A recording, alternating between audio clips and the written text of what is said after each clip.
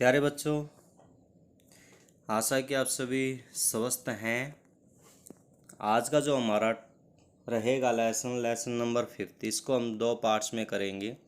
इससे पहले हम आगे बढ़े, हमारे चैनल को सब्सक्राइब कीजिए और बेल आइकन को दबाइए ताकि आने वाली नोटिफिकेशन आपको मिल जाए। लेसन 5 आपका क्या है? Oil and petroleum. देखिए, we need various material our survival. हमें बहुत सारे मटेरियल की आवश्यकता होती है फॉर सर्वाइवल, जीवित रहने के लिए। बेसिक नीड, जैसे हमारी जो बेसिक नीड है उनमें क्या है, जैसे कि एयर है, सन है, वाटर है, प्लांट है, एनिमल्स हैं। ये हमारी कुछ बेसिक नीड्स हैं। और क्लॉथिंग, कपड़े और कुछ एनर्जी, ताकि हम सरवाइव कर सकें, ये सारी चीज़ें हमें चाहिए। Some of them are found in nature, और इनमें से कुछ ऐसी हैं जो नेचर से प्राप्त की जा सकती हैं, और उसको क्या कहा जाता है? नेचुरल रिसोर्सेज कहा जाता है।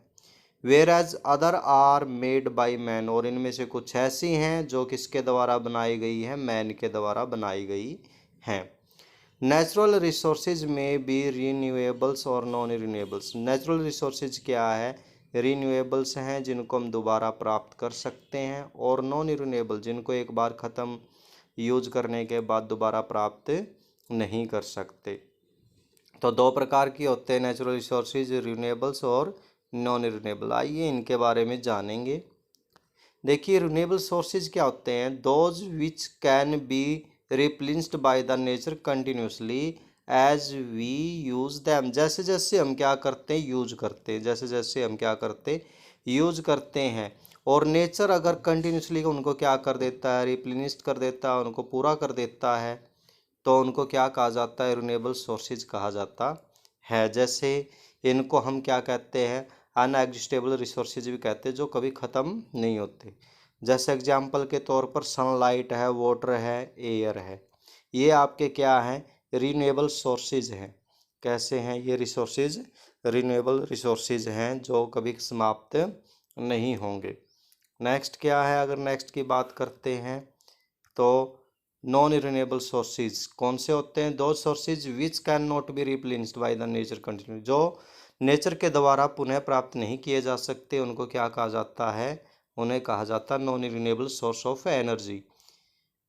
These are likely to be existed, ये क्या हो जाते हैं? भी ख़त्म हो जाते हैं। नॉट यूज, इसलिए अगर हम इनका उचित मार्गदर्शन से यूज़ नहीं करेंगे तो ये क्या हो जाएंगे? ख़त्म हो जाएंगे। इनको एग्जिस्टेबल रिसोर्सेज भी कहा जाता है, क्योंकि जो इनकी अमाउंट होती है अर्थ क्रस्ट के ऊपर, वो क्या होती है? लिमिटेड अमाउंट होती है। जैसे कि फॉसिल फ्यूल है, फॉसिल फ्यूल कोयला, पेट्रोलियम। फॉरेस्ट है, एनिमल्स और मिनरल्स या फिर मेटल्स। अगर इनकी बात करते हैं तो ये सारे के सारे क्या हो जाएंगे? अगर एक्सेसिव यूज़ कर लेते हैं हम तो ये समाप्त हो जाएंगे, ज़्यादा से ज़्यादा यूज़ करने की वजह से। तो इनको लिमिटेड रूप से और धीरे धीरे क्या करना चाहिए? इनका कंजप्शंस करना चाहिए, इनका यूज़ करना चाहिए। अब बात करते हैं जो मेन है वो फॉसिल फ्यूल्स है। फॉसिल फ्यूल्स क्या होते हैं? The substance, the fuel, a fuel is a substance. एक फ्यूल क्या? एक ऐसा सब्सटेंस है which is use to produce energy on burning, जिसको जलाने के बाद क्या प्राप्त किया जा सकता है? एनर्जी प्राप्त किया जा सकता है। उसको क्या कहते हैं? हम फ्यूल कहते हैं। जो बर्न करने के बाद या जलने के बाद हमें क्या प्रोवाइड करता है? एनर्जी प्रोवाइड करवाता है। उसको क्या कहा जाता है? फ्यूल कहा जाता है। Fossil fuel are the fuel, fossil fuel वो फ्यूल होते हैं are formed from the dead remains of plant and animal, जो किससे बने हुए हैं?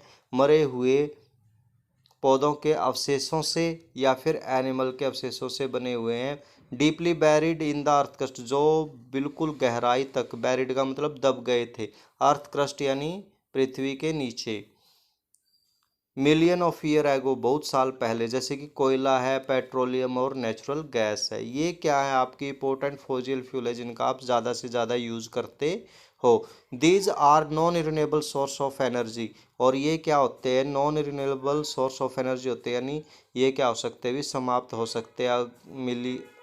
As they take million of year in the formation, और इनकी बनने में भी जो टाइम लगता है वो बहुत ज़्यादा टाइम लगता है, मिलियंस ईयर लग जाते हैं। देयर रिजर्व आर लिमिटेड, जो इनके भंडार हैं वो क्या है, लिमिटेड है नेचर के अंदर। तो हम बात करेंगे पहले कोयल के बारे में। कोयल क्या एक हार्ड ब्लैक और ब्राउन कलर का सब्सटेंस है। कोयला क्या एक हार्ड होता है बिल्कुल, और ब्लैक और ब्राउन कलर का एक सब्सटेंस है जो कहाँ पर पाया जाता है, अर्थ क्रस्ट के अंडर पाया जाता है। It is the mixture of chemical substance, ये कुछ केमिकल सब्सटेंस का मिश्रण होता है जो कंटेन की होता है कार्बन को, हाइड्रोजन को और ऑक्सीजन को, ये कंबाइन होते हैं with small amount of sulphur, और इनमें कुछ अमाउंट किसकी होती है, सल्फर की और नाइट्रोजन की, इम्प्योरिटीज की क्या होती है, कुछ स्मॉल अमाउंट इसके अंदर मौजूद होती है। फॉर्मेशन ऑफ कोयल, कोयल कैसे बना है। Most of the koyla has been performed 300 million year ago, कितने साल पहले बना था, लगभग 300 साल, 300 मिलियन ईयर एगो क्या हुआ था, अभी अर्थ के अंदर कुछ पार्ट्स था या कुछ फॉरेस्ट थे वो क्या हो गए थे, कवर्ड हो गए थे, दब गए थे। एज दोज प्लांट डाई, जैसे वो प्लांट मर गए थे, दे संक to the bottom Swapy area, और कुछ जो गहरीले एरिया है स्वैपी एरियाज के अंदर वो बॉटम के अंदर चले गए। वेंट अकुमुलेटेड लेयर अपॉन, और उनके ऊपर मिट्टी की लेयर, क्ले की लेयर और सिल्ट की लेयर क्या होती गई, डिपॉजिट होती गई। ड्यू टू अनोरमस प्रेशर, और प्रेशर की वजह से, जो रॉक के प्रेशर से है या मिट्टी के जो प्रेशर है उसकी वजह से और अर्थ के टेम्परेचर की वजह से, वो वहाँ पर क्या हुआ, एक स्लो बायोकेमिकल्स रिएक्शन हुई जिसके कारण वो डेड रिमेन्स किसके अंदर कन्वर्ट हो गए थे, कोयल के अंदर कन्वर्ट हो गए थे। ठीक है, और इस प्रोसेस को the slow biochemical process of conversion of the wood into the coal, इसको क्या कहा जाता है, यानी वो स्लो प्रोसेस जिसके अंदर क्या हो, वुड है वो कन्वर्ट हो गई थी किसके अंदर, कोयल के अंदर, उसको क्या कहा जाता है, कार्बोनाइजेशन कहा जाता है। टाइप्स ऑफ कोयल, कोयल कितने टाइप्स के होते हैं उसके बारे में बात कर लेते हैं। Depending upon the pressure, temperature और ड्यूरेशन, इनके अकॉर्डिंग जो कोयल है उनको कुछ भागों में डिवाइड किया गया है, जिनकी कुछ टेबल्स बनाई गई है। जैसे कि यहाँ पर क्या है, लिग्नाइट है, ये ब्राउन कलर का और सॉफ्ट कोयल होता है, लगभग इसमें 40% क्या होता है, कार्बन होता है। ब्यूटामिन से होता है भी ब्लैक कलर का, और ये ईजिली क्या किया जा सकता है, ब्रेक किया जा सकता है, इसमें 60% क्या होता है, कार्बन होता है। एंथ्रासाइट क्या होता है, ब्लैक शाइनिंग होता है, वो हार्ड कोयला होता है और इसमें 90% क्या होता है, कार्बन होता है। तो एंथ्रासाइट की अगर बात करते हैं तो एंथ्रासाइट बेस्ट क्वालिटी होती है कोयल की, क्योंकि इसके अंदर क्या होता है, 90% क्या होता है, कार्बन होता है, और ये बहुत ज़्यादा एनर्जी को कंटेन किया होता है, एनर्जी रिच सोर्स भी कहलाता है। यूज़ की बात करते हैं। व्हेन हीटेड इन एयर, जब हम क्या करते हैं, इसको एयर के अंदर हीट करते हैं तो कोयल क्या होगा, बर्न हो जाएगा और प्रोड्यूस कर देगा एनर्जी। मेनली जो कार्बन डाइऑक्साइड है वो क्या होगी, गैस रिलीज होगी। ठीक है, इस वजह से इसको डोमेस्टिक पर्पज़ के लिए, इंडस्ट्रीज पर्पज़ के लिए क्या किया जाता है, यूज़ किया जाता है। सेकंड क्या है, सेकंड जो इसका यूज़ रहेगा वो रहेगा in thermal power station. Thermal power station के अंदर जो कोयला है वो एनर्जी प्रोवाइड करवाता है और इलेक्ट्रिसिटी को जनरेट करने के लिए इसका क्या किया जाता है, यूज़ किया जाता है। Thus by saving electricity we also saving the fossil fuel, अगर हम इलेक्ट्रिसिटी का सेविंग करते हैं तो उसकी वजह से फॉसिल फ्यूल भी क्या हो जाएगा, आपका सेव हो जाएगा, क्योंकि ये क्या है, non renewable source of energy होते हैं। इंडस्ट्रियल्स यूज़ करते हैं भी कुछ कंपोनेंट जैसे बेंजीन, फिनोल, नेफ्थलीन बनाने के लिए किसका यूज़ किया जाता है, कोयले का यूज़ किया जाता है। नेक्स्ट यूज क्या है, koyla is use to prepare the other fuel, जैसे कि कोल तार बनाने के लिए, मीथेन बनाने के लिए, कोक बनाने के लिए और पेट्रोलियम बनाने के लिए भी इसका यूज किया जाता है। Destructive distillation of coal, destructive distillations क्या होता है, ये देखिए, डिस्ट्रक्टिव डिस्टिलेशन क्या होता है, the process of breaking koyla into the its component, अगर हम क्या करते हैं, कोयल को ब्रेक कर देते हैं उसके कंपोनेंट के अंदर, तो उस प्रोसेस को ही क्या कहा जाता है, डिस्ट्रक्टिव डिस्टिलेशन ऑफ कोयल कहा जाता है।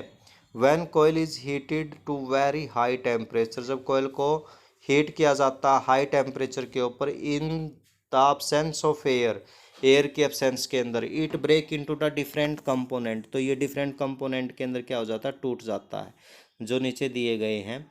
जैसे पहला क्या है, कोक, क्या है पहला, coke. When coal is heated in the absence of air, जब हीट किया जाता है एब्सेंस ऑफ एयर के अंदर कोयले को, तब क्या होगा, एवॉल्ट इम्प्योरिटीज यानी have low melting point, boiling point और मॉइस्चर इवेपोरेट होगा। द सॉफ्ट लेफ्ट बिहाइंड, जो पीछे बच जाएगा सॉलिड, उसको क्या कहा जाएगा, कोक कहा जाएगा। कोक क्या होता है, पोर्शियस होता है, रफ होता है और ब्लैक कलर का क्या होता है, सब्सटेंस होता है। यूज देखते हैं अब कोक का। कोक कंटेन किया होता है अभी 99% कार्बन को, और गुड फ्यूल होता है क्योंकि इसकी जो क्लोरोफिक वैल्यू क्या है वो हाई है, और ये विदाउट स्मोक क्या करता है, बर्न करता एयर के अंदर, बिना स्मोक के क्या करेगा, ये बर्न करेगा। सेकंड क्या है, it is use to extraction of many metals, और इसका यूज़ किया जाता है मेटल को एक्सट्रैक्ट करने के लिए उसकी ओर से, और स्टील प्रिपेयर करने के लिए भी इसका क्या किया जाता है, यूज किया जाता है। It is also use to prepare the water gas, और इसका यूज किया जाता है वाटर गैस प्रिपेयर करने के लिए, प्रोड्यूसर गैस बनाने के लिए, ठीक है, जो बहुत ज़्यादा इंपॉर्टेंट होते हैं इंडस्ट्रीज़ के लिए। ये दोनों गैस यानी वाटर गैस और प्रोड्यूसर गैस बनाने के लिए इसका यूज किया जाता है। नेक्स्ट क्या है आपका, कोल तार। कोल तार एक ब्लैक थिक ऑयली लिक्विड होता है, जिसकी जो स्मेल होती है वो अनप्लेजेंट स्मेल होती है, left behind as residues after destructive distillation of coal, कोयले का डिस्ट्रक्टिव डिस्टिलेशन करने के बाद ये पीछे बच जाता है, एज ए रेजिड्यूज अवशेष के रूप में बच जाता है। और किस फॉर्म में बचता है, ये लिक्विड फॉर्म में बचता है। It is the mixture of about 200 substances, लगभग 200 सब्सटेंस का क्या होता है, ये मिक्सर होता है। फर्दर इसको सेपरेट किया जाता है फ्रैक्शनल डिस्टिलेशन के द्वारा। कैसे सेपरेट करेंगे इसको, फ्रैक्शनल डिस्टिलेशन के द्वारा। अब बात करते हैं इसके यूज़ की। Product obtain from the coal tar is use for manufacturing the various industrial product, जैसे कि dyes, drugs, explosive, plastic, paint, synthetic fibres बनाने के लिए इसका क्या किया जाता है, कोल तार का यूज किया जाता है। Coal tar use to making the road surface, और इसका रोड सरफेस बनाने के लिए भी क्या किया जाता है, यूज किया जाता है। उनको वाटर प्रूफ बनाने के लिए क्या किया जाता है, यूज किया जाता है। आज के दिन की अगर हम बात करते हैं, नाउ डेज जो ब्यूटीमन है ना, उसका यूज किया जाता है अभी।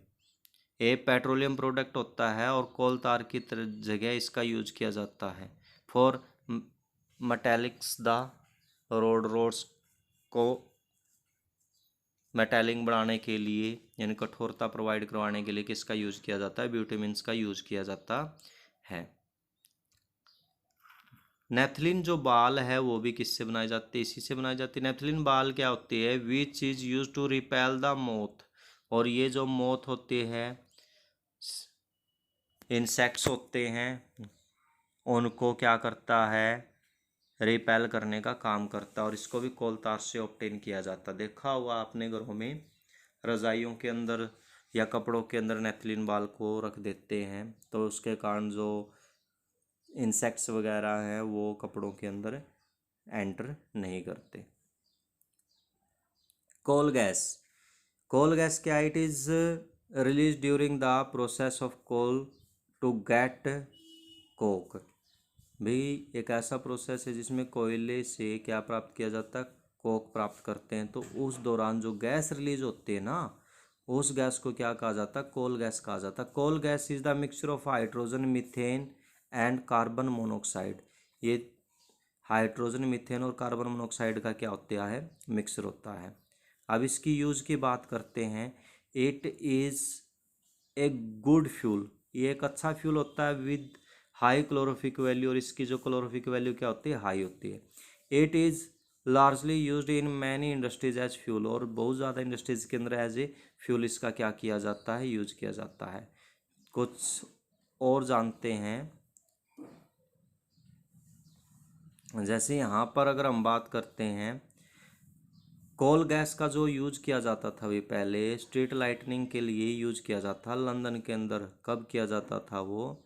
1810 के अंदर। न्यूयॉर्क के अंदर 1820 में। और आज के दिन है ना, nowadays it is used as a source of heat के रूप में यूज किया जाता है लाइट की वजह। Today it has been replace by the natural gas, और इसको आजकल हमने किसके द्वारा रिप्लेस कर दिया गया है? नेचुरल गैस के द्वारा रिप्लेस कर दिया गया है। Thanks for watching. मिलते हैं आगे नेक्स्ट वीडियो के साथ, तब तक के लिए धन्यवाद।